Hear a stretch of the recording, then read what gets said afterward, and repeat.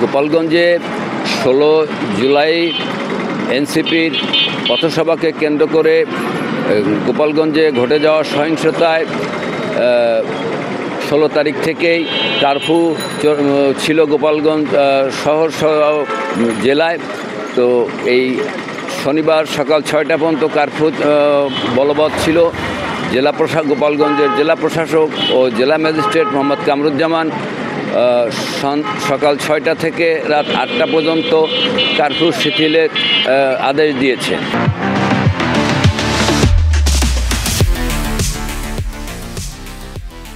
তো রাত 8টায় পরবর্তী কারফিউ থাকবে নাকি প্রত্যাহার হবে সে সিদ্ধান্ত রাত 8টার পরে জানা যাবে। আমরা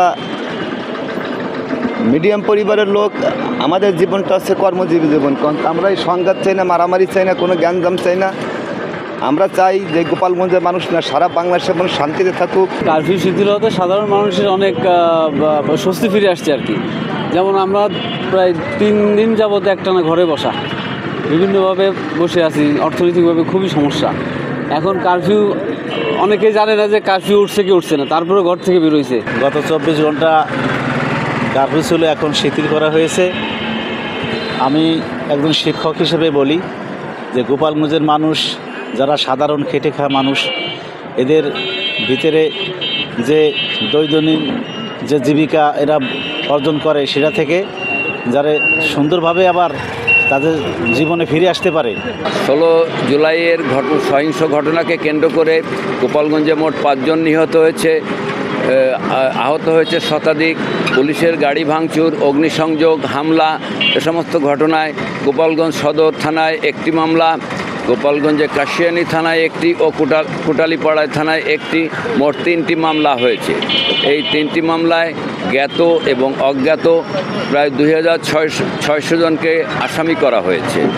এছাড়া এই 16 জুলাই থেকে এই 18 জুলাই পর্যন্ত বিভিন্ন মামলায় 167 জনকে গ্রেপ্তার করা হয়েছে, যাদেরকে গতকাল শুক্রবার আদালতের মাধ্যমে জেল হাজতে প্রেরণ করা হয়েছে। এছাড়া সকাল 6টা থেকে কারফিউ শিথিল করায় গোপালগঞ্জে জনজীবন স্বাভাবিক হতে শুরু করেছে। রাস্তাঘাটে লোকজন এবং যানবাহনের সংখ্যা বাড়ছে এবং বিভিন্ন দোকানপাট আস্তে আস্তে খুলতে শুরু করেছে। এছাড়া আভ্যন্তরীণ রুটে যানবাহন বাস চলাচল স্বাভাবিক রয়েছে এবং দূরপাল্লার বাসও স্বাভাবিকভাবে চলছে। তো এখন আপনারা দেখতে পাচ্ছেন আমি যেখানে দাঁড়িয়ে আছি, এটি গোপালগঞ্জ শহরের লঞ্চঘাট এলাকা। এখানে যে দোকানপাট খুলতে শুরু করেছে, মানুষের চাঞ্চল্য বেড়েছে। গোপালগঞ্জে এখন মোটামুটি একটি স্বাভাবিক অবস্থা লক্ষ্য করা যাচ্ছে। তবে সাধারণ মানুষের মধ্যে